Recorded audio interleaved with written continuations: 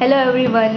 સો ઘણા બધા પેશન્ટ એવું કહે કે તમારી મેડિસિન લયા પછી મારા બિહેવિયરમાં બહુ પોઝિટિવ ચેન્જ આવ્યો છે, કે મને ગુસ્સો ઓછો આવે છે ને ઓલ ધેટ, રાઈટ.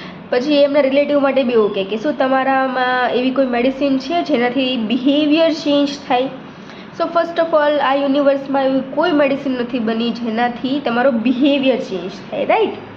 હા, પોસિબિલિટી છે કે અગર તમારા ચાઇલ્ડને કે કોઈ પર્ટિક્યુલર પર્સનને કોઈ ડિસઓર્ડર છે, ફોર એક્ઝામ્પલ ADHD છે, ડાઉન સિન્ડ્રોમ છે, કે કોઈ બિહેવિયરલ ડિઝીઝ છે, રાઈટ, એબનોર્મલ બિહેવિયર છે, તો એની માટે ઓફકોર્સ મેડિસિન હોય જ છે અને એનો બિહેવિયર નોર્મલ થઈ શકે છે.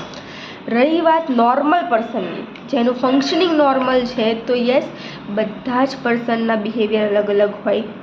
કોકને ગુસ્સો વધારે આવતો હોય, કોકને ચીડચીડું પણ વધારે હોય, કોકનું રોવાનું વધારે હોય, કે કોઈનું ચિંતાવાળો સ્વભાવ હોય, એ ચેન્જ ના થાય. હા, મેડિસિન પછી એવું બની શકે કે તમારો ટોલરન્સ લેવલ વધે.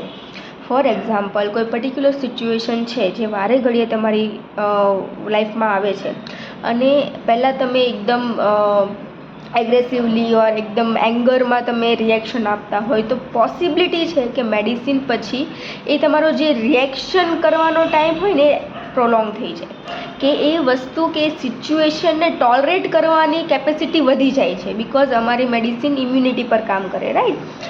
સો ઇમ્યુન લેવલ થ્રુ એ તમારો ટોલરન્સ લેવલ વધારશે, બટ તમારો બિહેવિયર ચેન્જ નહીં થાય. તમને એક લોજિકલ માઇન્ડ આપશે કે તમારે કઈ સિચ્યુએશનમાં કઈ રીતે બિહેવ કરવું, રાઈટ.